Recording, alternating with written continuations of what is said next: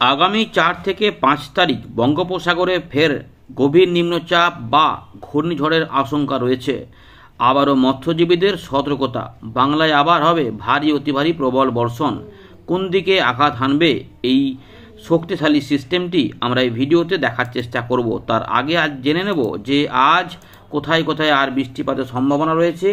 বঙ্গোপসাগরে ইতিমধ্যে নিম্নচাপ তৈরি হয়েছে, দেখতে পাচ্ছেন পূর্ব মধ্য বঙ্গোপসাগর, দক্ষিণ মায়ানমার এবং সংলগ্ন উত্তর আন্দামান সাগরের কাছে। মৎস্যজীবীদের কিন্তু এটা মাথায় রাখতে হবে, তাই প্রত্যেক মৎস্যজীবীদের কাছে এই ভিডিওটিকে শেয়ার করে দিয়ে জানিয়ে দেবেন। ইতিমধ্যে মৎস্যজীবীদের কোনো সতর্কতা নেই, তবে নিম্নচাপ যেহেতু তৈরি হচ্ছে তাই সমুদ্রে ঝড় অবশ্যই থাকবে এবং সিস্টেম যদি শক্তিশালী হয় তাহলে বিপদ আছে।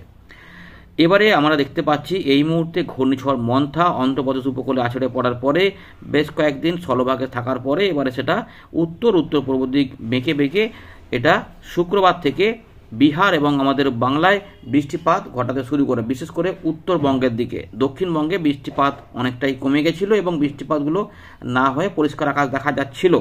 সামান্য কিছু অংশে বৃষ্টিপাত ছিল যদিও, তবে আবারও কিছু কিছু মেঘলা আকাশ হয়েছে, যেটা আমাদের আগেই বলেছিলাম যে এটা ওই শনিবারে কিন্তু 1 তারিখে কিছু বৃষ্টিপাত হতে পারে।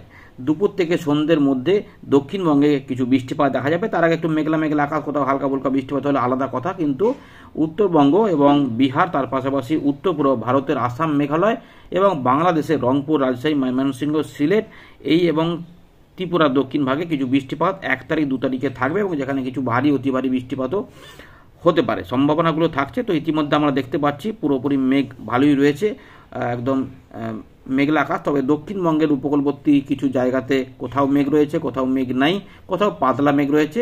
মেঘ আছে মানে যে বৃষ্টিপাত হচ্ছে এমন নয়। অবশ্যই ভিডিওটিকে লাইক করে দেখুন, যদি এখনও পর্যন্ত লাইক না করেন চ্যানেলটিকে নতুন হলে সাবস্ক্রাইব করে রাখুন। যেটুকু দেখা যাচ্ছে যে এই মুহূর্তে কিন্তু আমাদের দক্ষিণবঙ্গের পশ্চিমের দিকের জেলাগুলি এবং ঝাড়খণ্ডের দক্ষিণ ভাগ এবং এটা রয়েছে আমাদের উড়িষ্যার বেশিরভাগ অংশে বৃষ্টিপাত থাকবে না। ওই উপকূলবর্তী কিছু অংশ ধরে বৃষ্টিপাতের একটা সম্ভাবনা থাকবে, কারণ সিস্টেমটি এই দিক থেকে এই দিকে সরে যাচ্ছে, ফলে বৃষ্টিপাতগুলো এই অংশগুলিতে হতে থাকবে, এবারে এইগুলোতে কমতে থাকবে, অর্থাৎ উত্তরবঙ্গ পরিষ্কারের দিকে যাবে। আশা করা যাচ্ছে যে রবিবার থেকে দক্ষিণবঙ্গে শুকনো আবহাওয়া এবং সোমবার থেকে উত্তরবঙ্গে শুকনো আবহাওয়া এবং মঙ্গলবার থেকে পুরোপুরি শুকনো আবহাওয়া চালু থাকবে। তবে নিম্নচাপ আবার তৈরি হয়ে এলে তাতে কিছু পরিবর্তন থাকবে, তাতে আমাদের পশ্চিমের দিকের জেলাগুলিতে প্রভাবিত হবে না, তাপমাত্রা কমবে, সেটা আমরা দেখাবো। তো তাপমাত্রা কমারই কিন্তু ইঙ্গিত রয়েছে। তো ইতিমধ্যে যদি বৃষ্টিপাত হয় সেগুলো দেখাচ্ছি। তো শনিবার 1 তারিখ 1 নভেম্বর বৃষ্টিপাতের ইঙ্গিত রয়েছে। তো ইতিমধ্যে শুক্রবার থেকে বৃষ্টিপাত যেগুলো চলার কথা ছিল উত্তরবঙ্গ সহ বাংলাদেশের রংপুর, রাজশাহী এগুলো সব চলেছে উত্তরবঙ্গে।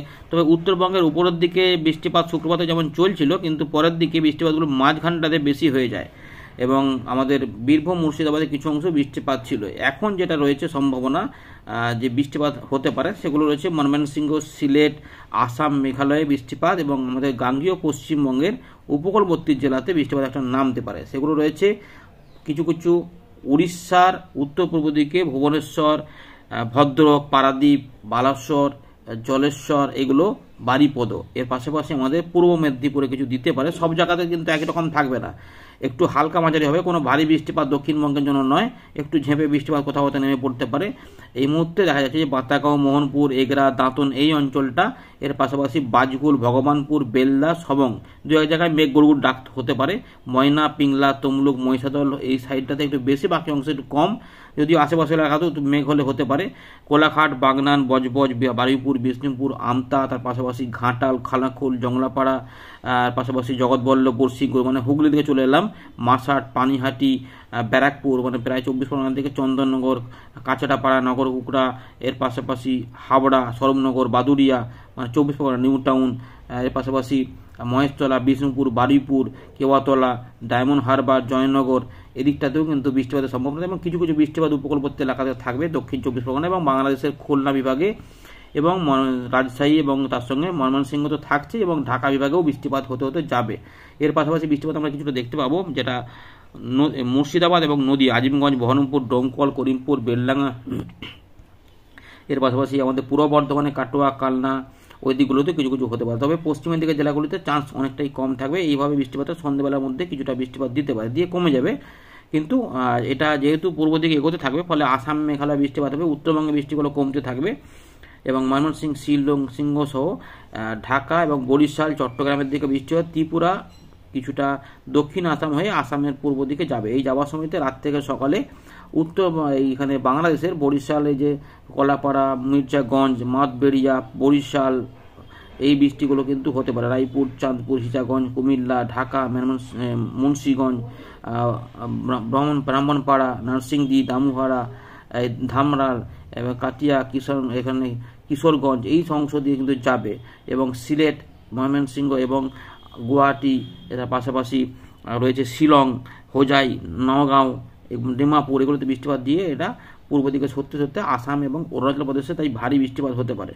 ত্রিপুরা পদে কিছুটা হালকা মাঝারি বৃষ্টিপাত ঘটিয়ে চলে যাবে। 2 তারিখে কিন্তু আমরা যেটা দেখব, এখানে শুকনো হাওয়ায় আসবে, তাই বৃষ্টিপাত মোটেই আশা করা দরকার নেই।